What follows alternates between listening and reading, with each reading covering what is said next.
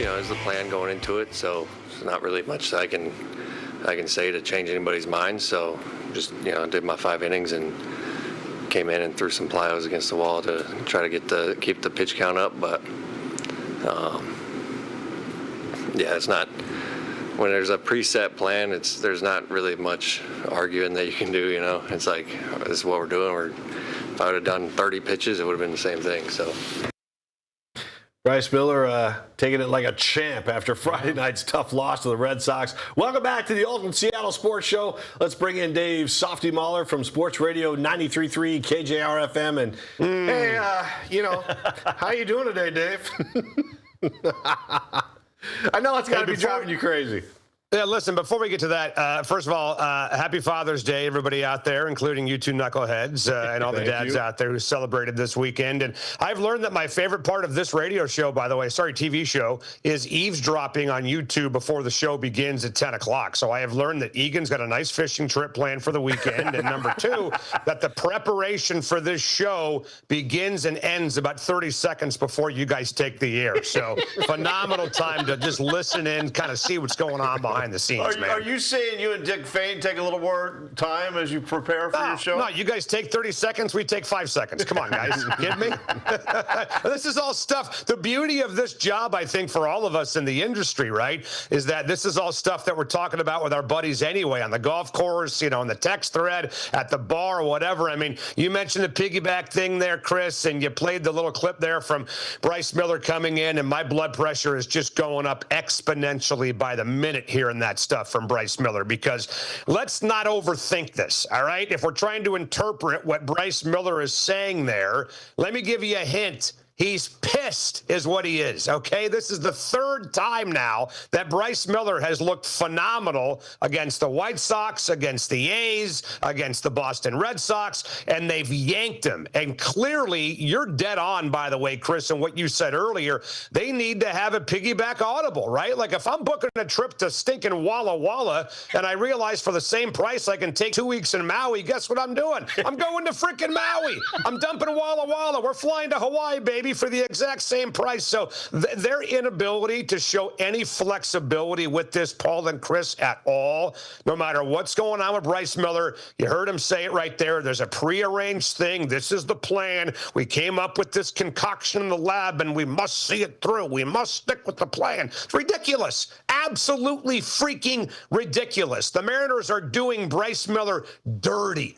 Big time dirty right now. You pitch like that and you stay in the game. End of freaking story. That's it. That's all. It's driving me nuts. Okay, so Castillo's down there warming up. He's ready to come in, and you basically get on the phone and say, park it, pal. We don't need you this inning. We may not need you for the next inning. So now you're really starting to ruffle some feathers, and I know there's going to be some feelings hurt when this, if they do this the right way, there's going to be some feelings hurt, and I think they're afraid to just pull that trigger and rip the Band-Aid off and say this is the way it's going to go. But, I mean, again, if you skip over that, you're leaving Castillo down there boiling.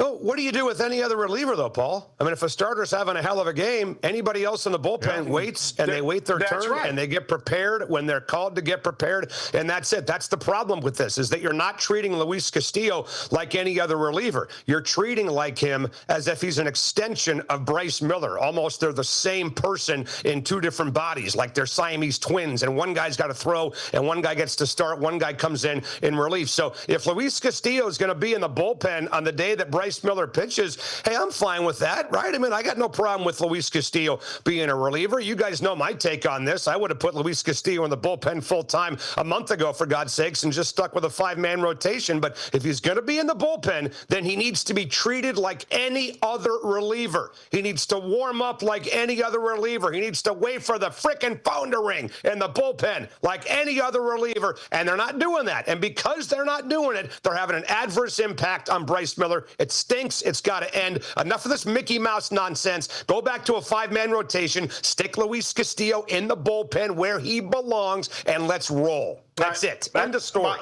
His blood's boiling, Paul. I'm freaking pissed off now. Well, I mean, I'm ready to.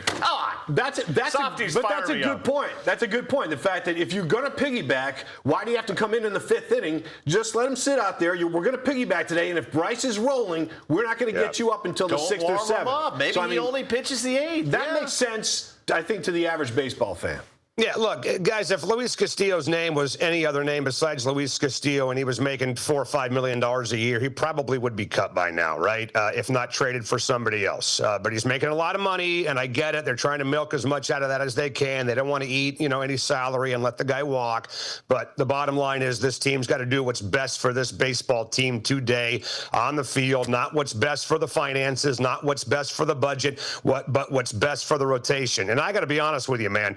We saw Bryce Miller get upset, right, the first time in that interview with Mariners TV and Brad Adam when the game was over. That clip that you played right there, Chris and Paul, that looks to me like a guy that's just totally exasperated by this entire thing, right? Absolutely. Like, what am I supposed to do, man? There's a plan. I'm going 5 innings. I'm walking nobody. I'm striking out the house. I'm pitching my butt off. I got 65 pitches. I'm feeling good. And then, boom, they pull me. So don't talk to me. This is like the Lou Piniella stuff in reverse. Don't ask me. Ask the manager. I got nothing to do with it, all right? Ask them. All right, you said that, they need to do what is best for the team, so let's move down to our next subject. Rob Refsnyder had a great opportunity facing 3 lefties, Softy. I believe 1 for 10 in the series, hitting 139. The M's brought him here on a 1-year, $6.25 million deal. Get him out. See you later. That's it. The guy was brought here to hit lefties is not hitting lefties. End of story. To me, this is all pretty simple stuff, boys and girls. The guy had a 780 OPS lifetime against lefties, and in Seattle, it's 480. And this is terrible. He was brought here to be a specialist. This is another Tommy La Stella, Cooper Hummel special by Jerry DiPoto. There's a lot of things that Jerry DiPoto, I think a lot of us would agree, are really, really good at. Jerry DiPoto is really good at building a rotation. For the most part, he's really good at building a bullpen. He's incredible when it comes to the draft and restocking the minor league system with amazing prospects, guys like Kate Anderson and Ryan Sloan. He's terrible at bringing in situational offensive players. Absolutely terrible at it. And look, every general manager, you guys know this, every GM in any sport, NFL, basketball, baseball, hockey, they all have their weak point, right? They all have a hole in their game, and the hole in Jerry DiPoto's game is finding role players that are specialists, right-handed specialists, left-handed specialists. Not only is he not very good at it, he actually kind of stinks at it, to be totally honest with you. So this is another example. Rob Refsnyder's got to go. Every day the guy's on the roster is a waste. Get him out and go find somebody else. All right, so if you're going to do that, it's going to be like moves they've had to make in the past. They've overpaid guys to come here, and then when they make a deal to get rid of them, they had to help pay that salary to get rid of them. So at some point, do you just, when you move, if you hope you can move Refsnyder, and then you offer up $1 million or $2 million to help pay it out? Right. Not my money. What do I care? Yeah. Honestly. Does it make sense? You got to do what you got to do to move them. Yes. Paul, it's a sunk cost. Right, whatever they're paying Rob Refsnyder, what is it, $6 million for 2026? I mean, you're already, over a third of the way there. You owe the guy the money no matter what. So we talking about paying this guy to continue to hurt the ball club and go up there and whiff against lefties and not produce and, not hit water if he falls out of a canoe?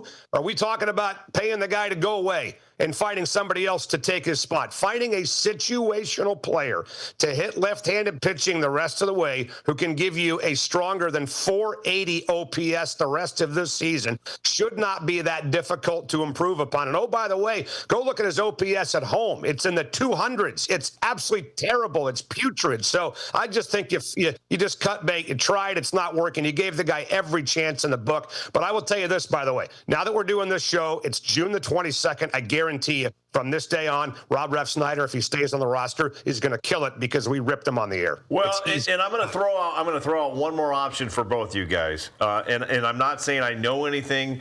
I do remember. He finally admits it, Paul. Yeah. He finally admits it. Save that for a promo for the show, by the way, right there. He did mention, I think it was about a month ago, some issues with his knee. He turned things around for like 2 games. There could be an injury here, guys. There could be an injury here. So I'm just throwing out another option. I'm throwing it out. Phantom IL. Everybody's got injuries on this team, dude. Everybody's got injuries, man. Dom Canzone's got an injury. Munoz has an injury. Cal Raleigh has an injury. Everybody's hurt. The whole freaking roster's hurt. Well, I know, and he may stay on the roster because we don't know what's going on with Canzone. But speaking of Canzone, I mean, the guy's on fire right now, Softy. Should he be the permanent right fielder? Absolutely, he should be. I mean, you just go with the hot hand, right? I mean, look, I get it. You bring guys in, you want to use them, you want to give them a shot. I'd even think about giving Luke Raley, when he comes back, a shot to hit left-handed pitching, which he never does and never has, but it's better than what you're getting from Refsnyder, for crying out loud. So I think you use every bullet in your gun. You use every opportunity you have to get better.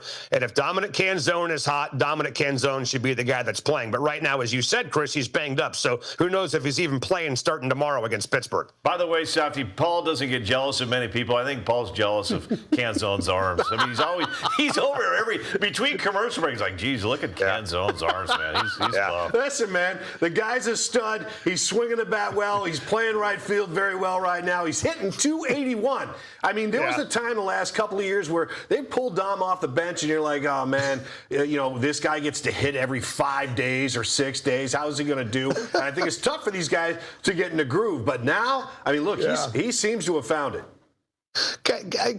Chris, I got to tell you a story real quick here, because you mentioned his arms, all right? I mean, look, obviously we know. Can we is it possible, I don't like to give direction to producers, is it possible to pull back in a wider shot of Sylvie's guns, by the way, back there? Because here's the thing. Look at that. I will just tell you a little quick story that Paul came by the house the other day, drop off some barbecue sauce, Biff's barbecue sauce. And I got a phone call or a text from one of my neighbors who said, hey, who is that dude that was in your driveway, man? He's got some guns. What's my neighbor saying that about Sylvie? So if he's jealous of somebody else's arms, you know that guy is yoked. No, I don't know if you remember. Yoked. Softy, you remember the movie Over the Top? Of course. Yeah. Sylvester Stallone. I had to drive. Paul was on vacation. He wanted me to drive his car around. He has his own little dumbbell system in his car. Yeah. So he drives with one hand. He's lifting with the other. The question is, when he arm wrestles, does he turn his hat around backwards like Stallone did? We let Joel Knipp do that. Oh, man.